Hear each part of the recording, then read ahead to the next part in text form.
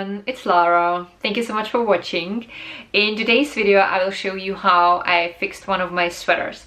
So about a year ago I bought this really lovely pale pink sweater. It fit me perfectly, then I washed it, I removed all of the tags, and then I found out it shrank, and obviously I couldn't send it back anymore, so I've been kind of frustrated, even though it wasn't super expensive, but I just don't like wasting stuff or throwing things away. I considered donating it, and then I thought, you know, I have already fixed a few too short sleeves. I've even filmed a video about that, which is linked down below in the description box if you missed that. And I thought I could actually use the very same idea for this sweater. So I have added pieces of lace on the sleeves and on the body, as you have seen from the clips at the beginning. This is how it looks like from the clothes.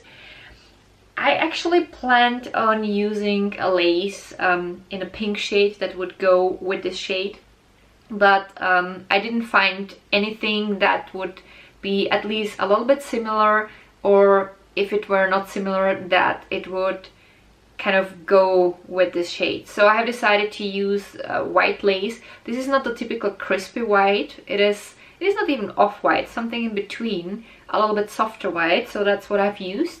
And if you want to know how I have done that, then please keep watching, and also make sure you subscribe to my channel so that you won't miss any further videos. So, and now let's get into today's video. In order to fix my sweater, I had to pick a fabric that would go with the shade and the structure of my sweater.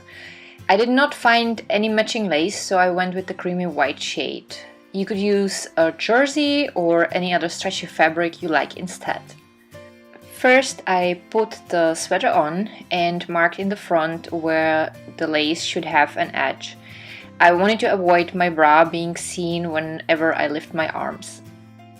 I also checked if the lace was long enough to prolong my sleeves.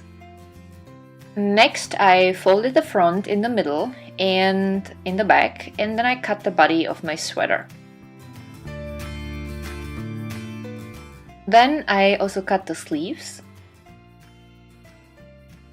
I marked the middle of the front part, and I also marked my left sleeve so that I would know where the parts belong. Then I measured the amount of lace I needed for both the body and the sleeves.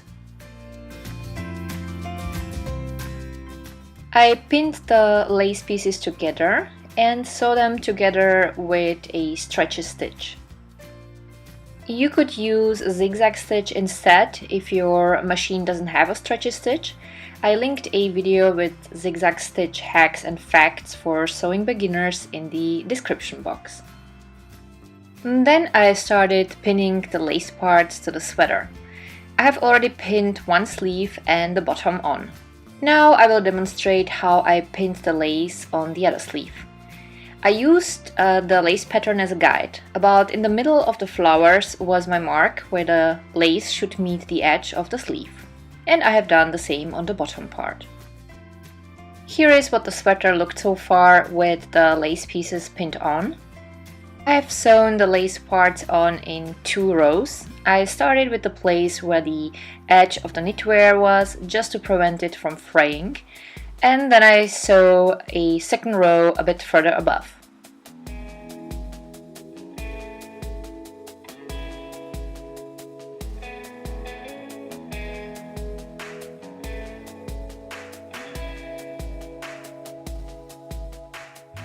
Once that was done, I started pinning the remaining parts of the sweater to the lace parts. I was using a stretchy zigzag stitch for this. If you do not have this kind of stitch on your sewing machine, just use a zigzag stitch, regular zigzag stitch. Make sure it's as wide as possible and a bit longer than usual. More about zigzag settings in my zigzag stitch hacks and facts video I mentioned and linked down below in the description box. Here is how the seam looks like from the inside and from the good side. Well, and that was it. My sweater was saved, it was long enough now, the sleeves were nicely long, and I was super happy that I could finally wear it. If you are not fond of lace, it doesn't matter, you can still use this idea, because you could use, instead of lace, a jersey in a shade that would go with your sweater. It would still look great. and you would still save your sweater. So I hope that my today's video has been useful for you. If that was the case, please don't forget to give it a thumb up. You can also share it with anyone who you think might be interested in this project. Don't forget to subscribe to my channel so that you won't miss any further videos. And also hit the little bell next to the subscribe button. That way you will get notifications anytime I upload new videos. You can also follow me on Instagram. I have by now about thousands of profiles, which is of course exaggerated, but I have started a new account also because I love sports and I like sharing my sports journey. So this is also linked down below, together with my food account and with an account that goes with this channel, which is about DIY. So that's all for today. I hope that you had fun. It was lovely seeing you guys again.